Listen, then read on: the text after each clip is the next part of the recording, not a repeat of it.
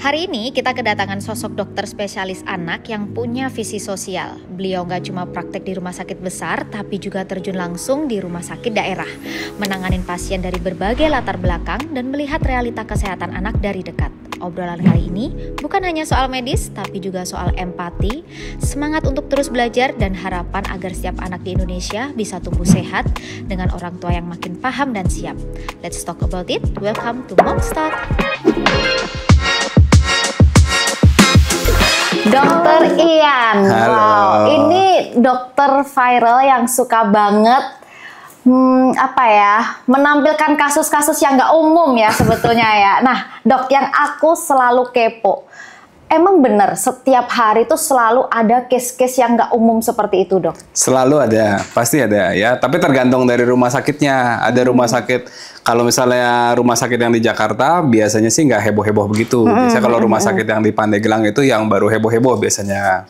Oke. Tapi kalau selalu ada, pasti selalu ada. Itu semua kasus-kasus asli yang nggak ada rekayasanya sama sekali. Oke, gitu. dalam setiap kali dokter praktek selalu ada berapa kasus yang kayak case khusus gitu, dok? Iya, kalau rata-rata kan pasien sehari bisa 30 sampai 40. Itu mungkin case-case khusus ada 10% lah ya, 4 atau 5 kasus gitu ada lah pasti. Itu besar loh, dok.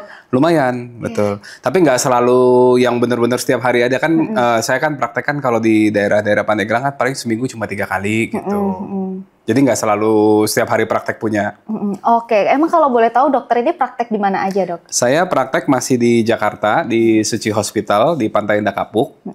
Terus kemudian ada 2 rumah sakit lagi, itu masih di Pandeglang. Yang pertama di RSIA Permata Ibunda, di Pandeglang kotanya. Terus satu lagi masih di RSUD Menes, Aulia Menes. Itu lebih ke area pantai dekat-dekat Labuan situ. Lebih jauh lagi daripada kota Pandeglangnya. Oke, nah lebih banyak pasien yang kondisinya tadi itu di rumah sakit yang mana, dok? Lebih banyak di RSUD yang di Aulia, yang di paling pojok sana, yang paling jauh. Iya, soalnya kan memang kan sebenarnya rumah sakitnya itu juga perbedaan strata ya sebenarnya ya. Kalau boleh jujur-jujuran ya, kalau di rumah sakit di Suci Pantai Indah Kapuk itu tuh menengah ke atas ya. Memang ada beberapa sih kita dapat pasien-pasien dari luar kota Jakarta juga, yang dari Bekasi, yang dari mana tuh jauh-jauh datang buat ngunjungin. Itu juga kadang-kadang ya ada yang aneh juga gitu ya. Tapi kalau warga sekitar sananya sih biasanya karena menengah ke atas nggak terlalu banyak kasus-kasus yang aneh-aneh ya.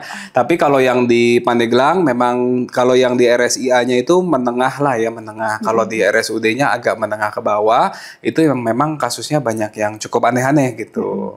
Apa yang paling membedakan, dok? Kan dokter ada di banyak rumah sakit ya. Ini apa yang paling membedakan pada saat dokter praktek di sana? Oh, semuanya kayaknya beda. Bener-bener semua aspeknya beda. Dari aspek dari orang tuanya beda, aspek dari pasien-pasiennya juga beda semua ya. Jadi kalau misalnya orang tua yang di Suci itu biasanya sangat ini ya, sangat teliti, sangat kritis gitu ya. Mereka biasanya datang udah bawa pertanyaan nih. Dok, saya punya 10 pertanyaan, pasien saya begini gini. Terus juga mereka juga cukup kritis. Ini emangnya perlu pakai antibiotik? Ini emang begini, saya udah baca begini. Pokoknya mereka jauh lebih informatif ya. Dan mereka juga edukasi itu sangat penting buat mereka ya. Justru mereka jualan, maksudnya kita harus jualan, jadi dokter harus jualan edukasi gitu, harus banyak. Bahkan satu pasien bisa 15 menit atau sampai 30 menit. Tapi jujur kalau di daerah Pandeglang mungkin nggak sedetil itu mereka. Mereka banyak yang ya udahlah dok, yang penting asal sembuh aja pasien saya kayak gitu ya. Jadi kayak yang penting dokter mau cerewet apapun gitu, yang penting pasien saya sembuh, udah titik kayak gitu. Dokter mau ngomong apa, yang penting anak saya sembuh. Jadi kadang-kadang mereka mau dijelasin panjang lebar gimana pun juga ujung-ujungnya yang penting sembuh gitu. Kadang-kadang masuk kiri keluar kanan, kadang-kadang jujurnya kayak gitu. Benar. Jadi memang beda sekali, dan anak-anaknya pun juga sakitnya juga beda-beda. Contohnya kita ambil contoh kalau di Pandeglang itu, mohon maaf ya, karena kadang-kadang angka vaksinasinya juga kurang ya. Mereka jarang. Jadi di situ banyak kasus-kasus yang tidak divaksinasi. Jadi misalnya pertusis batuk 100 hari yang harusnya bisa dicegah dengan imunisasi, di situ tiap minggu bisa dapat.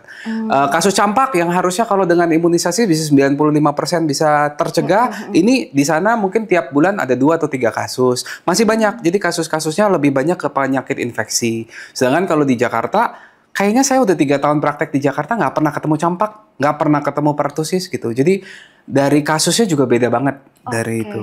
Nah, apakah perlakuan, maksudnya kayak di sekitar sana penyuluhannya, tentang edukasinya, apakah juga berbeda, Dok? Iya betul, beda banget ya. Kalau di Jakarta mungkin akses informasi, akses media sosial terus kemudian mereka search segala macam itu sangat mudah gitu ya. Bahkan di sekolah juga ada penyuluhannya, di apa semuanya juga banyak gitu ya. Cuma kadang-kadang kalau di daerah Pandeglang yang menengah ke bawah itu mereka akses informasi itu dengar dari tetangga, dengar dari kata mertua, dengar dari kata tetua dan lain sebagainya berdasarkan kata-kata. Dan kadang-kadang justru mitos-mitosnya justru banyak yang menyesatkan. Itu yang harus kita edukasi lebih banyak gitu supaya nggak terjadi mitos-mitos yang menyesatkan. Makanya sebenarnya saya juga bikin media sosial. Awalnya tuh mulanya tuh dari Pandeglang itu. Jadi banyak banget kasus-kasus yang berhubungan dengan mitos-mitos yang tidak benar, yang mitos-mitos yang merugikan, yang mana yang harus diluruskan supaya nggak ada lagi korban-korban terutama anak kecil gitu. Oke, nah dari pengalaman dokter bekerja, pernah nggak Dokter Ian tuh mikir kalau semisal nih sistemnya itu benar, harusnya nggak ada pasien-pasien yang sampai separah itu datang ke Dokter Ian? Iya betul. Jadi jujur ya, pasien-pasien yang separah itu datang ke saya itu kebanyakan yang terlambat. Ya, yang terlambat dibawa ya. Saya ambil contoh kemarin ada yang cukup viral kasusnya itu anak umurnya 3 tahun, itu berat badannya cuma 7 kilo. Bayangin ya, 7 kilo kan harusnya kan umur 6 bulan gitu ya, udah 7 kilo ya. Ini 3 tahun 7 kilo. Terus kemudian anaknya udah sampai infeksi paru yang berat ya, sampai anaknya 3 tahun belum bisa duduk bahkan karena otaknya nggak berkembang dengan baik ya. Itu baru dibawa ke kita. Infeksi parunya sudah berat, anaknya sudah sampai megap-megap. Bukan sesak napas cepat lagi, tapi udah megap-megap ya karena udah terlalu lama sesak napasnya, udah capek otot-ototnya gitu ya. Itu baru dibawa ke rumah sakit ya. Penyebabnya kenapa? Ternyata ya karena sistem kesehatannya juga kurang bagus dan kemudian jujur dokter anak di daerah juga masih kekurangan ya. Kebetulan di Pandeglang tuh dokter anak tuh bisa dihitung pakai jari gitu ya, padahal satu kabupaten gitu ya. Nah, andai saja ya. Jadi pasien ini kenapa nggak dibawa ke dokter anak? Karena itu satu pasiennya sangat kurang mampu ya. Dia mau bawa ke puskesmas aja, dari rumahnya ke puskesmasnya aja tuh jauh. Ya, nggak punya kendaraan. Mau bawa anaknya ke sana aja mereka harus sewa kendaraan 200-300 ribu ke puskesmas, apalagi ke rumah sakit. Jadi dari gunung dia harus turun dulu ke bawah gitu, ke rumah sakit saya kayak gitu. Jadi bayangkan kalau mungkin bagi kita 200-300 ribu itu mungkin ya udahlah nggak apa-apa. Tapi bagi mereka karena tidak mampu itu sangat berharga buat mereka. Jadi udah tunggu sampai parah lah baru bawa gitu ya. Anak nggak naik berat badan, anak masih gizi buruk, anak belum ngomong, anak belum duduk atau apa, ya udahlah ntar bulan depan mungkin bisa ngomong, mungkin berat badannya bulan depan naik, dan terus kayak gitu ditunda sampai akhirnya baru terlambat untuk dibawa gitu. Jadi seandainya sistemnya itu lebih merata, baik gitu ya, lebih merata, ekonomi sosialnya juga lebih baik, saya rasa nggak ada korban-korban seperti itu harusnya. Gitu. Pernah nggak dokter kepikiran untuk jemput bola? Gitu? Jemput bola sudah dilakukan. Saya cukup apresiasi sama pasien pemerintahan dan suku dinas kesehatan di Pandeglang. Beberapa pasien saya dibawa. Ya, Bupati juga turun tangan beberapa. Ini saya dikasih tahu, dok, ini informasi, ini titipan dari Bupati kayak gitu-gitu. Tolong diurusin dari awal sampai akhir atau apa segala macam. Jadi dinas kesehatan juga nangkep bola.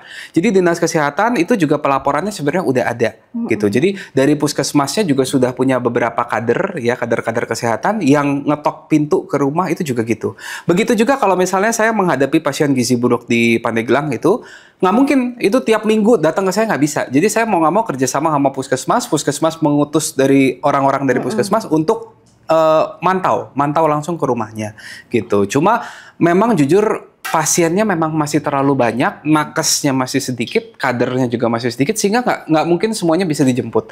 Tetapi proses jemput bola itu sudah dilakukan dan sudah ada gitu. Iya, tapi memang saking sedikitnya tenaga kesehatannya itu yang harus diperbanyak menurut saya gitu. Apakah maksudnya kayak dari pihak rumah sakit itu nggak pernah kayak ada permintaan nakes lebih gitu, dok? Sebenarnya ada, cuma mungkin balik lagi ya masalah keuangan lah ya mungkin ya. Kayak perihal saya nih ya, saya buka kartu aja nih misalnya ya. Itu rumah sakit saya di RSUD itu, RSUD-nya sebenarnya lumayan besar ya. Itu sudah beberapa tahun berdiri, itu satu-satunya dokter anak yang mau apply ke sana, itu katanya cuma saya. Belum ada dokter anak yang lain. Ya, jadi sebenarnya kalau kita pun dokter anak datang ke tempat terpencil itu biasanya kan kita cuma ngincer 3. Ya, apakah di situ ada daerah pariwisata yang wah pantainya bagus lah, gunungnya bagus lah, mungkin ya bagus lah pariwisatanya. Terus kemudian yang kedua, ya mau nggak mau uangnya, tunjangannya besar, ya gajinya lancar, uang jasanya dikasih fasilitas dan lain sebagainya. Dan yang ketiga itu ikatan kerja gitu istilahnya. Jadi kalau misalnya saya dari dokter umum di Pandeglang, terus saya disekolahin sama Pandeglang, terus kemudian saya harus terikat kerja untuk membalas budi di sana gitu. Jadi biasanya 3 ini. Cuma sayangnya ya nggak banyak program pemerintah yang mendukung pariwisata, jujur. Nggak untuk secara finansial dan fasilitasnya juga mungkin tidak sebesar dari rumah sakit yang lain. Sama juga nggak ada ikatan kerja apa-apa gitu istilahnya. Jadi 3 ini yang menyebabkan nggak banyak tenaga kesehatan yang mau ke sana. Ya sebagai contohnya di rumah sakit itu juga spesialisnya cuma 2 sekarang. Ya cuma ada spesialis anak sama spesialis kebidanan gitu. Penyakit dalam belum ada, ya bedah masuk keluar kayak gitu. Jadi memang kekurangan tenaga kerja. Spesialis saja seperti itu tentunya juga dokter umum dan perawat-perawatnya juga pasti juga mengalami kekurangan gitu. Jadi memang problem dari fasilitas sih sebenarnya. Oke, gitu. Semoga nanti lewat podcast ini semakin banyak dokter-dokter yang tergerak, perawat-perawat yang tergerak untuk melayani di Pandeglang juga ya. Karena saya lihat betul-betul ini sih, sampai saya dulu tuh pernah mikir kayak gini, ini emang bener ya? Maksudnya kayak ketemunya tuh kan penyakit-penyakitnya menurut saya tuh cukup rare, jarang banget disuarakan. Jadi kita sebagai orang tua tuh juga akhirnya cukup terbuka gitu matanya. Oh ada ya ternyata sakit yang seperti ini, ternyata bisa ya seperti ini gitu. Oke, nah ini juga saya notice kan kalau saya lihat dari media sosialnya dokter itu banyak yang sakitnya juga tentang kulit ya dok. Iya betul. Nah, apakah memang di sana itu masih kurang aware gitu dok tentang kesehatan kulit anak-anaknya? Betul. Jadi kalau ilmu kesehatan kulit anak itu kan sebenarnya belum lama ini baru berkembang dan terus-menerus berkembang terus ya. Mungkin zaman dulu nggak apa-apa dikasih katakanlah minyak telon kayak gitu ya, nggak apa-apa dikasih bedak ya. Biasanya kan kayak gitu kan. Ternyata belakangan ini justru kan banyak penelitian, sains sudah berkembang, ilmu pengetahuan berkembang. Ternyata kulit anak itu lebih beresiko bermasalah daripada kulit dewasa ya. Ternyata bahwa kulit anak itu lapisannya lebih tipis, lebih mudah kehilangan cairan, lebih gampang kering dan lain sebagainya, itu ternyata menyebabkan kulit anak itu lebih mudah bermasalah daripada kulit dewasa. Oleh karena itu perawatan kulit anak itu harus berbeda dari kulit dewasa. Nggak ada lagi cerita-cerita, kulitnya semulus kulit bayi segala macam. Padahal itu hanya hoki aja. Banyak anak-anak yang punya masalah kulit yang sebenarnya harus diatasin dari awal ya. Nah, dan tahukah kalian ya, masalah kulit ini kalau nggak diatasin dari kecil itu bisa merembet ke depannya. Jadi banyak yang penelitian anaknya waktu kecil kulitnya atopi, kulitnya kering kayak gitu ya. Nanti kalau nggak diatasin lama-lama waktu gede jadi asma, jadi rinitis alergi, jadi sering pilek, alerginya makin lama makin berkembang. Itu banyak penelitiannya. Jadi makanya kalau di daerah-daerah itu belum terlalu tahu tuh informasi begitu ya. Banyak yang masih menggunakan minyak telon, banyak yang masih menggunakan minyak-minyakan ramuan tradisional. Saya nggak tahu isinya apa kayak gitu ya. Itu nanti ujung-ujungnya bikin anaknya makin kulitnya kering, terus kemudian akhirnya makin lama berkembang jadi asma tadi, jadi infeksi dan lain-lain, itu yang harus diatasin gitu. Ada nggak dok case terparah tentang yang misal anaknya awalnya mulai dari permasalahan kulit sampai ada permasalahan-permasalahan kronis dari kulitnya ini tadi? Banyak banget ya, apalagi kalau di scroll down lagi tuh di media sosial saya di bawah-bawah tuh saya masih ingat banget itu ada satu anak ya, dia datang itu udah kayak luka bakar saking keringnya, ini waduh udah bulat-bulat semuanya merah. Kulit sehatnya tuh sangat sedikit deh. Hampir semuanya kayak luka bakar, kulitnya kering sekali. Semuanya kayak begitu ya. Tahu nggak mereka itu datangnya ke dukunnya mereka lah gitu istilahnya, pengobatan tradisional ya. Malah dikasih ramuan-ramuan herbal yang jujur saya nggak tahu apa, tapi intinya dia datang ke saya dibawa berat badannya nggak naik-naik karena kulitnya parah gitu ya, gampang kena batuk pilek juga, daya tahan tubuhnya juga lemah, sampai ada nanah-nanahnya segala macam. Akhirnya saya bilang sama orang tuanya, Bapak Ibu semua ramuan-ramuan itu hilang, stop ya. Saya kasih ini, saya kasih ini. Waktu itu juga uangnya nggak terlalu banyak dia. Saya kasih ini. Saya bawa dari Jakarta, kontrol ya, 1 minggu, 2 minggu kontrol sekali. Saya kasih ya, saya kasih obat-obatan dari kita supply semua, nggak usah bayar segala macam. Akhirnya 1 bulan, 2 bulan itu juga ada di media sosial saya. Kulitnya jadi bagus lagi. Memang masih bercak-bercak putih segala macam, tapi udah nggak kering, udah bagus ya. Anaknya berat badannya perlahan-lahan naik segala macam. Akhirnya orang tuanya berterima kasih banget sama saya. Nggak mampu juga, nggak bisa bayar. Saya juga nggak dibayar kayak gitu juga. Akhirnya bawa pete kayak gitu ya, bawa pete banyak. Saya juga mikir ya, orang itu tuh bersyukurnya tuh luar biasa ya. Itu dari gunung, bapak, ibu, anak sama bawa 1 kardus pete. Itu perjuangannya luar biasa. Naik motor, sepeda motor. Ya. Itu perjuangannya luar biasa loh. Ya, dari rumahnya dari ini 1 jaman naik motor kayak gitu, bawa peralatan itu luar biasa, itu hebat banget ya. Banyak juga anak-anak yang dari tadi ya, yang selalu saya tanya kalau misalnya asmanya udah berat banget kayak gitu, saya selalu telusurin. Ini dulu waktu itu kulitnya kering nggak? Iya dok, kulitnya kering banget ya. Tuh lihat ini bekasnya putih-putih semua ya. Pernah lihat ya kayak panuan gitu yang warna putih-putih itu dari dulu kulitnya kering ya. Jadi banyak banget yang problemnya kulitnya bermasalah, terus pada akhirnya berubah menjadi alergi pernafasan tuh banyak gitu. Oke, dok, bagaimana hubungannya antara kesehatan kulit anak tadi, kok bisa nyambungnya sampai ke asma, sampai ke yang lain-lain gitu, dok? Jadi kalau kita belajar di teori kedokteran, kita ada yang namanya allergic march. Boleh dibaca, nanti boleh di-search di Google allergic march. Jadi waktu bayi lahir, itu biasanya alergi cuma 2, alergi makanan sama alergi kulit. Biasanya cuma 2 ya. Kenapa beginian? Karena tadi kulitnya bayi itu nggak sempurna. Begitu juga ususnya belum sempurna ya. Usus bayi itu mencapai kesempurnaan itu sekitar usia 3 tahun. Kulit itu sekitar usia 2 tahun. Artinya apa? Waktu kecil, waktu bayi itu mungkin kulitnya itu masih regang-regang. Sama saluran pencernaan juga masih meregang-regang. Jadi kalau ada protein susu sapi, misal alergi susu sapi, itu gampang sekali masuk ke dalam regangan itu. Jadi sel-selnya itu belum rapat gitu ya. Sama kulit juga belum rapat. Jadi perlindungannya tuh belum sempurna ya. Jadi ini nanti bisa masuk nih. Bisa masuk ke dalam darah, terus kemudian dia memicu reaksi alergi. Sedikit demi sedikit alerginya numpuk, akhirnya suatu saat udah jenuh. Udah jadi kayak ibaratnya kayak gunung berapi, itu laharnya itu build up, luar biasa banyak, lama-lama dia meletus.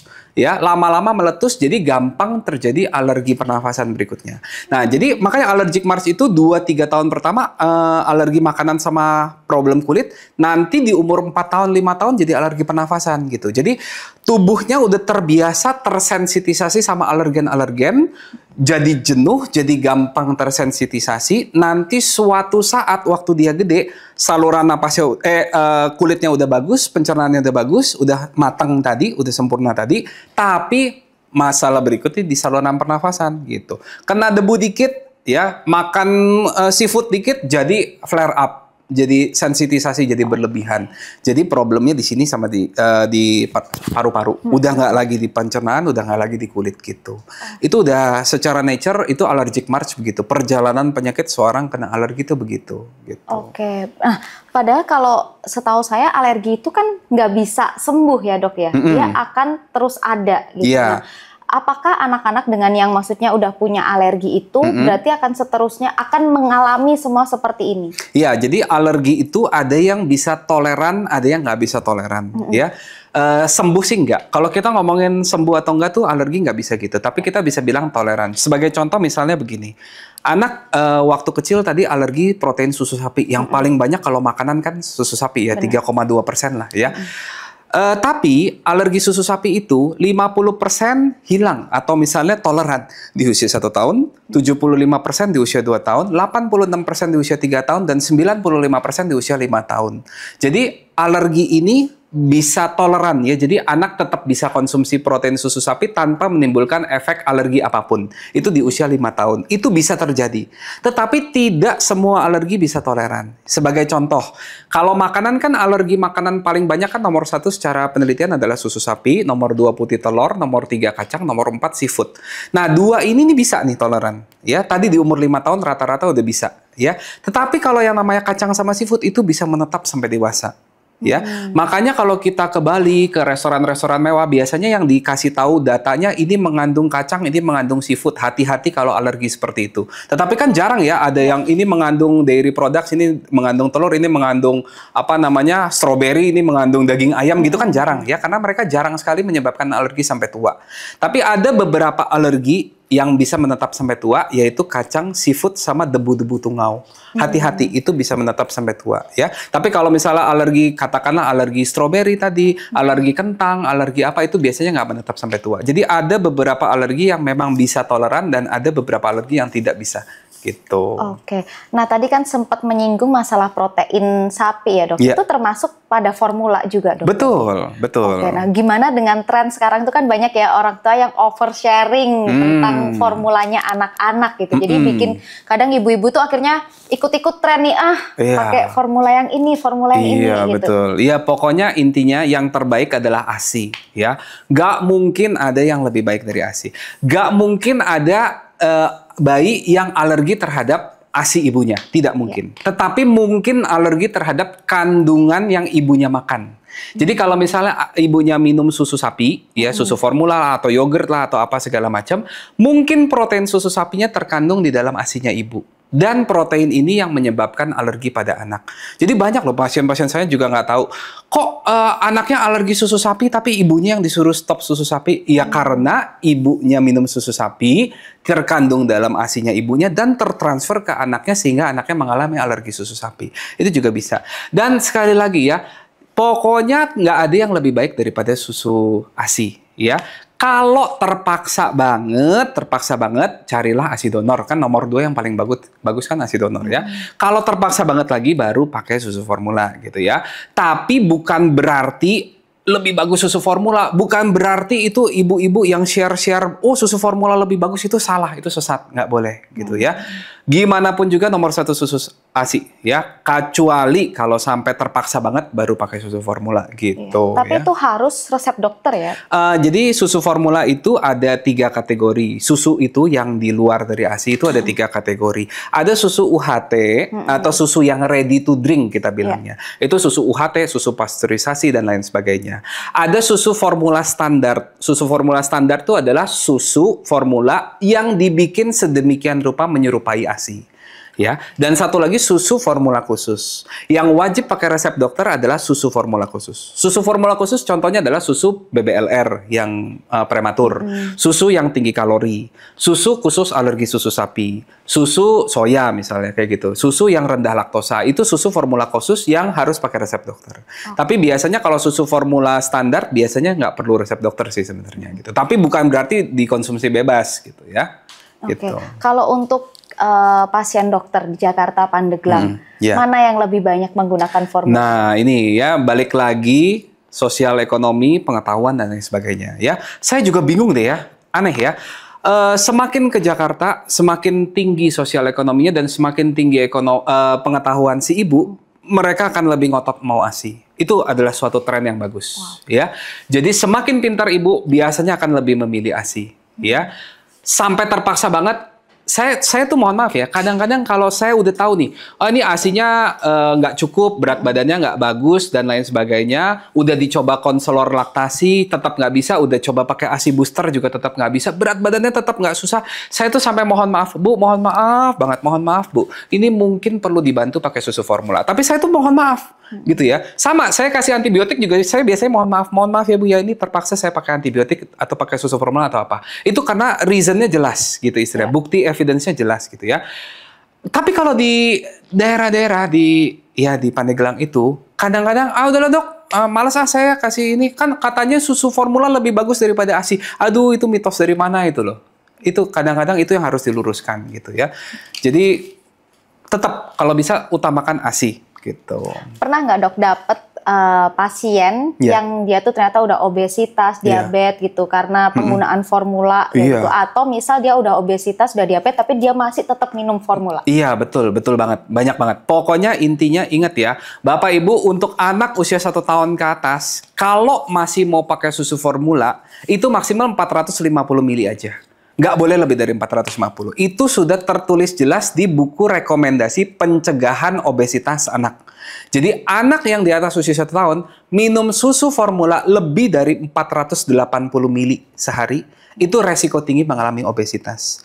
Nah, barusan tadi pun saya praktek pagi, itu juga gitu. Ini saya bilang, ini anak umur 1 tahun, ya, 1 bulan naiknya masih bisa 500 gram. Padahal kita tahu 1 tahun per bulannya naiknya kalau bisa 200-an gram aja. Ini 1 bulannya naiknya 500. Nggak apa-apa dong dok, gemoy anaknya, lucu dong dok, kayak begitu. Tapi itu nggak boleh sebenarnya ya. Ternyata setelah digali-gali lagi, minum susunya 4 botol sehari. 4 kali 240 mili. 960. Wow. Itu udah pasti resiko tinggi mengalami obes. Apalagi itu, ada kasus saya juga gitu. Awalnya dia mengalami stunting, dia gizinya kurang, gizi buruk. Saya terpaksa memberikan susu tinggi kalori. Dia minum itu, berat badannya naik. Saya udah bilang, Bu, stop ya Bu ya. Ini anaknya gizinya udah baik. Dok, saya takut dok, kalau saya balikin lagi ke susu formula biasa, nanti BB-nya seret lagi. BB-nya nggak naik lagi. Akhirnya dia keterusan. Tanpa resep dokter, terus beli online, secara online. Saya nggak tahu dapat resep dari mana. Beli terus. 6 bulan kemudian datang saya, loh kok Bu, ini udah overweight anaknya. Kayak gitu. Nah itu hati-hati ya, karena susu-susu yang tadi tinggi kalori juga gulanya juga tinggi sekali, proteinnya juga tinggi sekali, itu juga nggak baik untuk konsumsi jangka panjang gitu. Oke, jadi apa resiko terbesar kalau semisal ada ibu-ibu gitu ya yang membeli susu formula tadi itu tanpa menggunakan resep dokter? Nah itu, udah dengar belum yang namanya DM tipe 5? Mungkin sama ini taunya DM tipe 1, DM tipe 2. Jarang-jarang ada DM tipe 3, DM tipe 4. Tapi baru-baru ini, tahun ini ada yang namanya DM tipe 5. DM tipe 5 itu adalah diabetes mellitus kencing manis yang terjadi pada remaja atau mungkin 20 tahun, 30 tahun pada riwayat yang memiliki riwayat sebelumnya mengalami problem nutrisi dari stunting, gizi kurang atau gizi buruk. Jadi anaknya sebelumnya mungkin gizi kurang gitu ya, terus dikasih susu tinggi kalori terus ya, jangka panjang terjadi metabolic problems di dalam tubuhnya dia, akhirnya umur 20 tahun, 30 tahun mengalami kencing manis. Nah, itu adalah salah satu yang kita tidak sarankan, ya. Makanya penggunaan susu tinggi kalori, ya, formula khusus tersebut harus menggunakan resep dokter. Gitu. Oke, jadi memang efeknya itu mungkin nggak saat ini, tapi berapa 10 tahun lagi, 20 tahun lagi, 30 tahun lagi. Kalau obesitas juga kerasanya 20 tahun lagi, 30 tahun lagi gitu. Iya, berarti memang punya anak itu bukan cuma soal lucu-lucuan, gemoy-gemoyan ya, tapi kita juga harus cek itu kesehatannya yang pertama. Iya, betul banget. Dok, ada nggak mitos yang paling bikin dokter greget pada saat selama ini menjadi dokter? Iya, ini kita bagi mitos tuh banyak banget ya. Aduh, mitos tuh bener-bener banyak banget ya. Saya nggak tahu tuh mitos kenapa turun-temurun. Bener. Aduh, ya. Nih, kalau yang di Pandeglang, saya sampai waktu itu mau marah juga nggak bisa marah ya. Karena gini, ini anak umurnya udah umur 2 tahun. Diarenya banyak banget ya. Sehari diare bisa 10 kali, muntah sehari 2-3 kali. Kita tahu ya, kalau namanya diare, terapi utamanya adalah mencegah dehidrasi. Ya kan, karena diare bisa meninggal akhirnya karena dehidrasi kan. Nah, harusnya kalau anak diare justru dikasihnya oralit atau dikasih susu. Pokoknya tiap kali dia BAB harus dikasih minum. Harus dikasih minumnya, bahkan harus lebih, benar nggak? Tapi sama orang tuanya ya, itu punya anggapan, punya mitos bahwa setiap kasih susu, setiap kasih minum, makin keluar diarenya. Jadi dia menyetop, memuasakan si anak itu. 1 hari, 2 hari diare, akhirnya baru dibawa setelah 2,5 hari ke rumah sakit. Anaknya sudah dalam kondisi dehidrasi berat. Berat badannya turun lebih dari 10%. Dari berat badannya 10 kilo, waktu itu turun jadi 9 kilo. Artinya dia dehidrasinya sudah berat. Udah nggak kencing selama 14 jam waktu itu. Saya ingat betul. Anaknya ini kalau kita lihat nih, pembuluh darah kita lebar-lebar itu udah nggak kelihatan pembuluh darahnya. Akhirnya mohon maaf, nggak lama kemudian, anaknya baru nyampe di rumah sakit, di UGD, 1 jam, nggak nyampe 1 jam, setengah jam kejang-kejang dan akhirnya mohon maaf anaknya meninggal dunia. Itu karena mitos tadi, diare nggak boleh dikasih minum. Coba itu logikanya di mana itu ya? Itu bahaya banget ya. Kalau itu terjadi di daerah. Kalau di rumah sakit di Seci itu pernah juga saya mengalami anak bayi itu bibirnya kering, wajar ya, sebenarnya bayi-bayi kan bibir kering itu ganti kulit dan lain sebagainya itu wajar. Tahu nggak, dikasih mitos katanya dikasih madu bikin bibirnya, oles-oles madu biar bibirnya nggak kering. Ini kulitnya kekelupas ganti kulit bayi-bayi gitu baru umur 30 hari juga kurang gitu ya, diolesin madu, coba bayangin. Terus kemudian dijilat-jilat madunya sama si anaknya. Bibirnya dijilat-jilat, madunya masuk ke dalam usus. Ya, ingat ya, madu adalah satu-satunya makanan atau minuman yang tidak boleh dikasih, yang harus dipantang untuk anak di bawah 1 tahun. Kenapa? Karena madu itu mengandung zat yang namanya botulinum toksin. Zat ini racun, di mana anak di bawah 1 tahun tidak bisa menetralisir racun tersebut di dalam madu. Sehingga kalau dia mengkonsumsi madu, apalagi dalam jumlah yang banyak, itu ususnya pada kena racun. Ya, akhirnya anaknya kejang-kejang dan harus masuk NICU waktu itu, gitu. Bahkan sampai orang tuanya datang ke saya, "Dok, tolong please banget, ya tolong edukasi mertua saya, jangan sembarangan kasih madu." Karena ternyata orang tuanya juga nggak berani ngomong ke mertuanya, saking powerfulnya mertuanya, gitu. Makanya ini yang perlu diedukasi, kadang-kadang bukan cuma orang tuanya, tetapi mertuanya juga, orang tuanya lagi, nenek, kakeknya, dan sebagainya harus diedukasi secara merata. Dan mitos ini ternyata nggak mengenal strata ekonomi, yang di bawah maupun yang di atas semuanya bisa kena juga. Ada yang fatal, pokoknya kemanapun bisa gitu. Oke. Nah dok, bagaimana dokter menyikapi tren over research nih? Orang tua zaman sekarang kan kadang suka malah bikin bingung sendiri, overthinking, ilmunya kebolak-balik, ilmu yang mungkin harusnya nggak seperti itu tapi ditelan mentah-mentah gitu. Iya, betul banget. Intinya gini ya Bapak Ibu ya, saya tuh kalau bikin konten, saya bikin media sosial pasti konten-konten saya tuh ada yang namanya red flag. Batuk, pilek, red flagnya apa? Oh, red flagnya misalnya demam sampai 40 derajat, sesak napas, retraksi dada, saturasinya turun, bibirnya biru, pokoknya ada red flagnya. Pokoknya kalau nggak ada red flagnya, biasanya bayinya masih baik-baik aja. Ya, jadi kita pun kedokteran pun begitu. Ya, red flagnya anak umur 4 bulan kepalanya masih dongak begini, masih nggak bisa ngangkat, masih head lag. Itu red flag. Jadi belajarlah red flag Bapak Ibu. Ya, nah banyak loh ya. Misalnya anak yang bilang, "Dok, anaknya suka garuk-garuk telinga, terus kemudian tepok-tepok jidat, itu katanya autis." Wah, banyak tuh yang kayak gitu kan.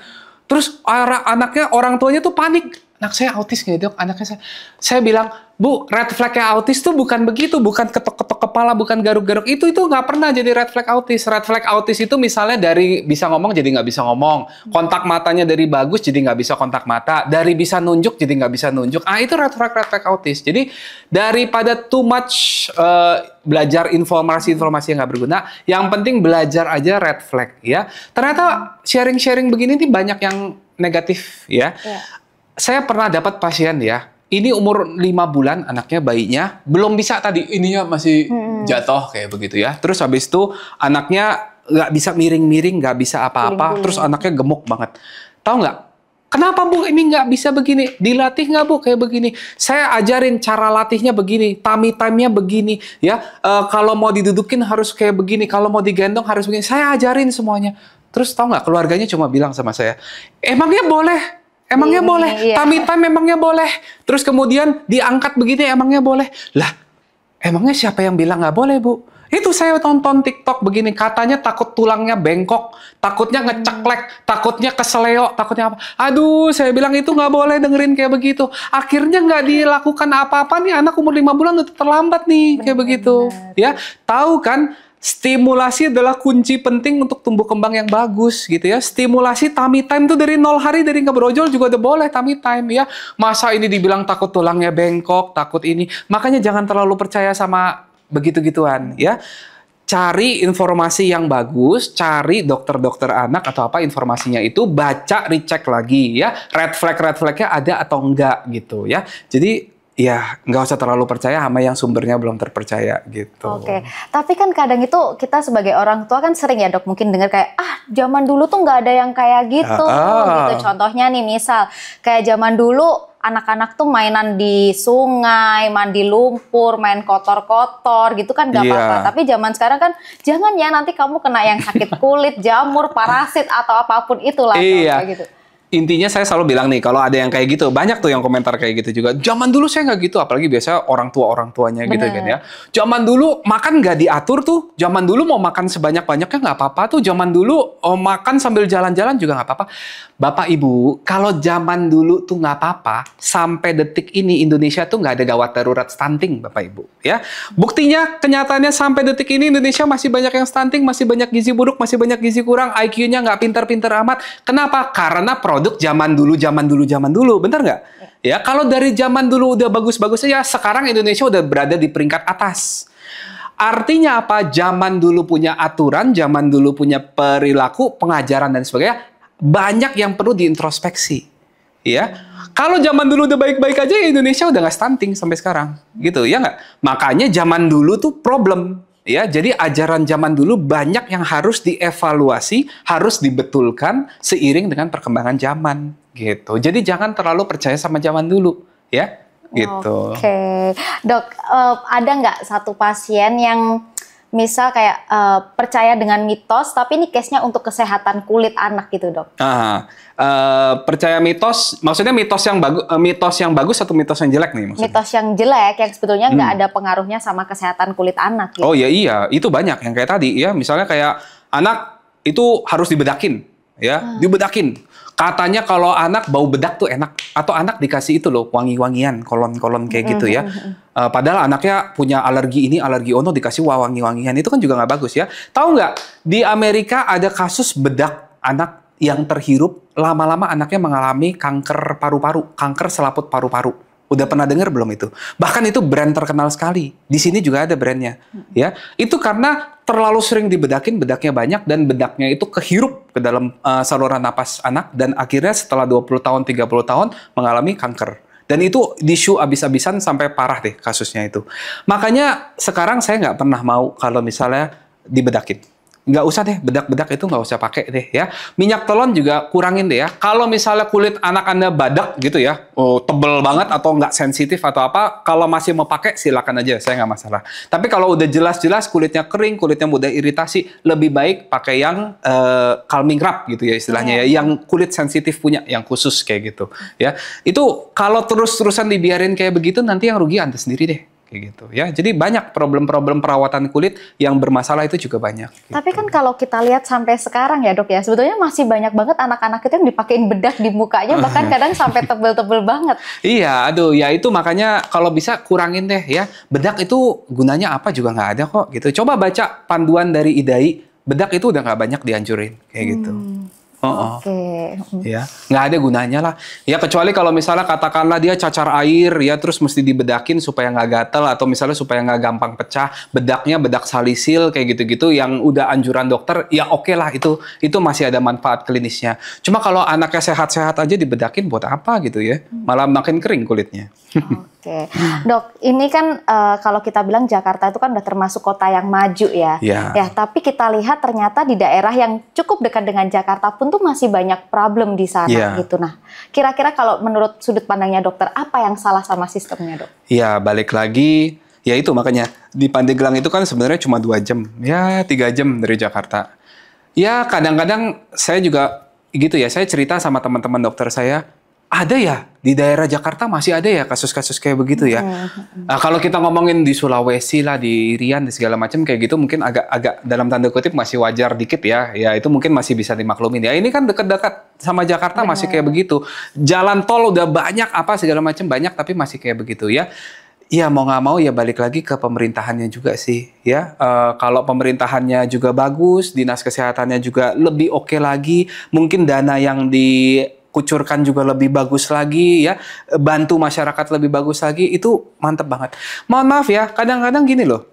Itu yang gizi buruk itu ya, kita tuh saya tuh udah koordinasi sama Dinas Kesehatan di Pandeglang, udah luar biasa, kita udah disupport sama susu tinggi kalori itu udah banyak ya, anak-anak gizi buruk, stunting segala macam tuh kita kasih, sekali datang bisa dikasih 4 kaleng susu. Itu secara gratis? Gratis, itu kalau diduitin itu 1,2 juta, 1,5 juta per kedatangan loh itu loh, mereka dikasih gitu.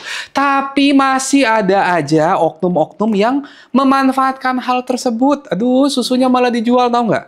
Dia buka toko online bahkan jual. Ya ampun, itu anaknya itu udah dikasih support sama pemerintah tapi malah kayak begitu. Itu aduh, itu dosa berat tuh orang tuanya. Apalagi ada juga anak yang mohon maaf ya, udah gizi buruk, anaknya banyak ya, 5, beras aja susah, tapi orang tuanya masih ngerokok. Coba bayangin.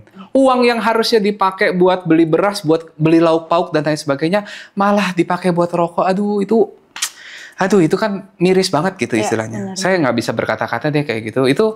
Itu dari akar sampai atas, dari masyarakatnya, dari pengelola kebijakannya, dari pemerintahnya, itu semua harusnya agak dibenerin lah kayak gitu.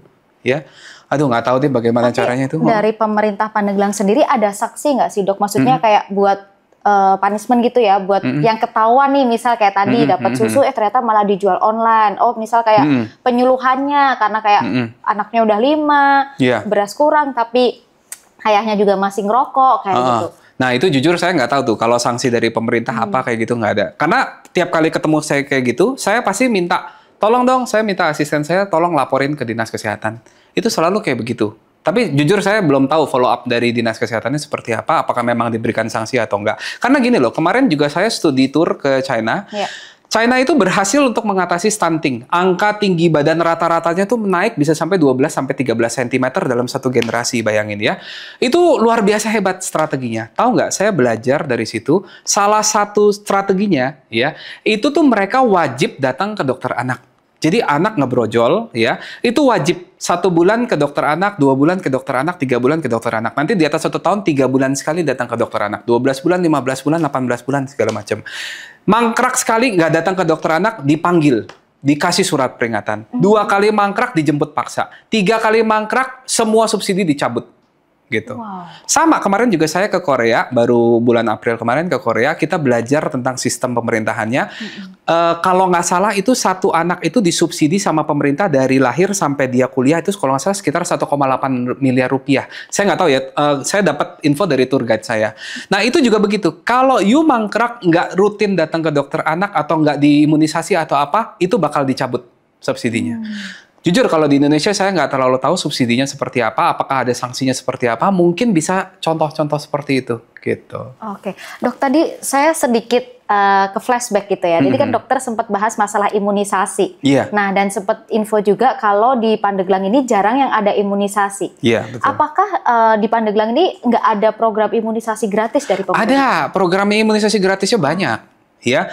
Cuma ya ini ada kadang-kadang ada salah di kadernya, kadang-kadang ada salah di dari kader kesehatannya, kadang-kadang dari masyarakatnya juga. Masyarakat banyak yang masih anti vaksin, ya, karena mereka takut disuntik terus demam. Terus habis itu udah nggak mau lagi. Katanya, wah itu apaan tuh disuntik malah bikin anak saya demam. Padahal dia nggak tahu manfaat jangka panjangnya apa. Nyerah begitu demam sedikit langsung. Dok, abis anak saya disuntik terus kemudian rewel, nggak mau makan, berat badannya turun 100 gram. Udah gitu kapok. Udah gitu dia kayak begini-gini nih, yang begini. Biasanya langsung nyebarin ke tetangga-tetangga. Lu jangan deh, jangan ke vaksin situ deh. Nanti lu anak lu jadi demam apa segala macem kayak gitu. Itu tuh banyak yang masih seperti itu. Dan kadang-kadang tokoh masyarakatnya juga kadang-kadang kan mohon maaf ya, secara agama kan ada beberapa tokoh agama yang masih nggak terlalu pro vaksin gitu ya. Nah kadang-kadang ini juga agak masalah nih. Tapi kadang-kadang juga masyarakatnya udah pinter, udah mau vaksin, tetapi dari pihak pengelolanya kadang-kadang udah jauh-jauh ke posyandu, vaksinnya habis. Kadang-kadang udah jauh-jauh ke posyandu, udah bayar 100.000, 200.000 untuk transportasinya, nyampe sana katanya anaknya batuk pilek, nggak mau divaksin, nggak boleh divaksin kayak gitu. Padahal sebenarnya batuk pilek ringan tuh nggak apa-apa loh divaksin. Ya, kadang-kadang dari kadernya juga ada problem, kadang-kadang dari stok vaksinnya juga ada problem, kadang-kadang dari masyarakat juga problem. Nah itu ya, jadi sebenarnya problemnya tuh cukup kompleks gitu ya. Makanya harus dibenerinya juga.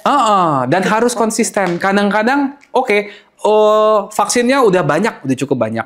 Jalan 3 bulan, 6 bulan lancar, nggak berkesinambungan. Ya, 3 bulan terus kemudian kosong lagi. Nanti orang masyarakatnya juga gitu. Kenapa sih Bu kok nggak vaksinnya nggak lengkap? Habis setiap kali saya ke posyandu, vaksinnya kosong dok kayak gitu. Itu kan juga problem. Gitu. Apa dok tantangan terbesar selama dokter menghadapi pasien-pasien ini, Dok? Iya, pasien-pasien yang di mana nih? Yang di Pandeglang atau yang di mana?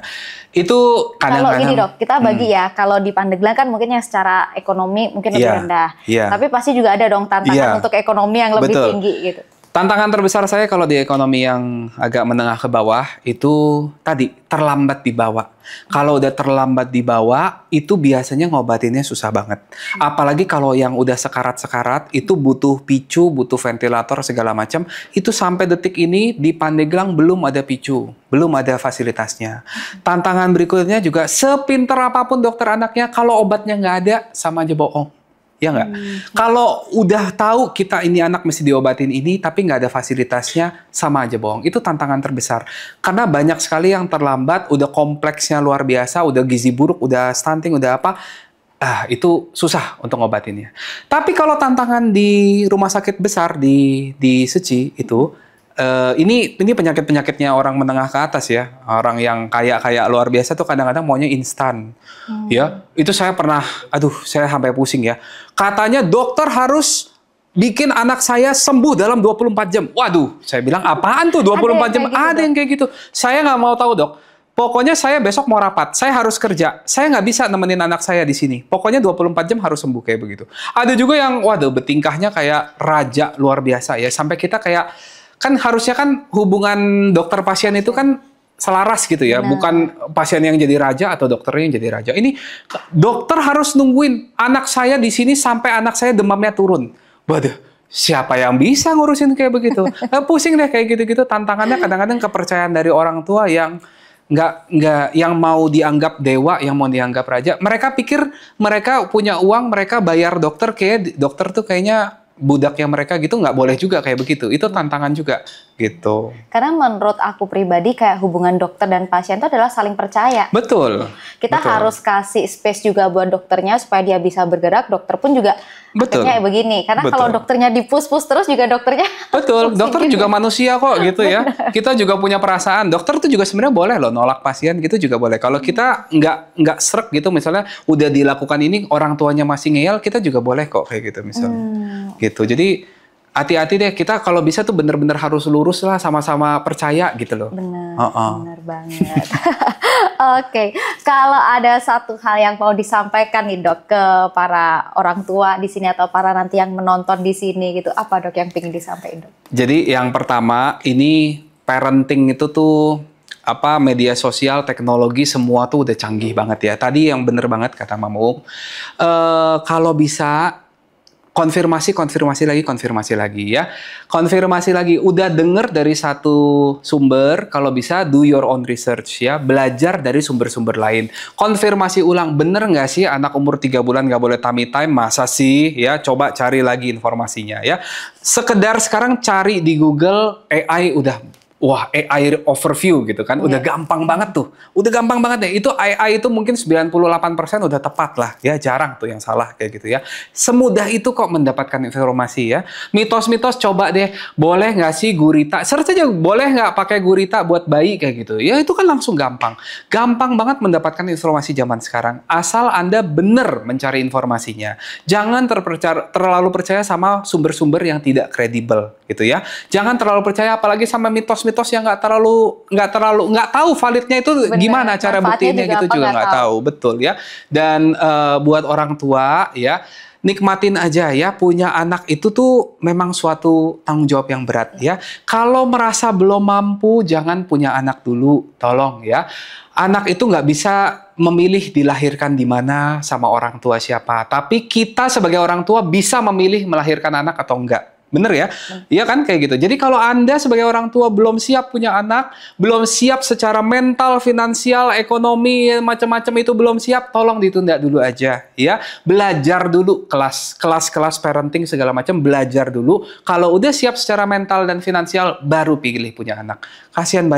Kasihan banget anak-anak yang dilahirkan kalau orang tuanya belum siap tuh, kasihan banget. Dosanya seumur hidup loh kayak gitu ya. Jadi mudah-mudahan informasi-informasi ini tuh bener-bener masuklah ke benak-benak orang tua gitu. Setuju banget. Thank you Dokter Ian. Wow, podcast hari ini seru banget. Aku pun jadi belajar banyak banget ya, dan banyak informasi-informasi yang sangat-sangat membukakan mata kita gitu. Jadi buat para yang nonton podcast gitu, semoga kita juga bantu support ya. Ya. Kira-kira kalau di Pandeglang ini ada open donasi gitu? Oh banyak. Oh, Banyak kok yang DM saya gitu, vitamin-vitamin, ya sebenarnya sih ya vitamin-vitamin yang donasi-donasi, susu-susu tinggi kalori apa yang khusus-khusus gitu, atau mungkin produk-produk yang lain itu banyak loh. Vitamin-vitamin juga banyak yang minta donasi gitu. Nanti kita langsung salurin kok, langsung kita salurin ke manajemen rumah sakit dan bisa dibagikan secara gratis. Nah itu tadi ya, jadi buat para yang nonton podcast hari ini atau kalian juga bisa membantu menyebarluaskan, nanti bisa DM Dokter Ian langsung ya, boleh, kalau misal mau berdonasi langsung untuk warga di Pandeglang. Thank you Dokter Ian. Iya, makasih banyak Kak Ulung. Ya, makasih.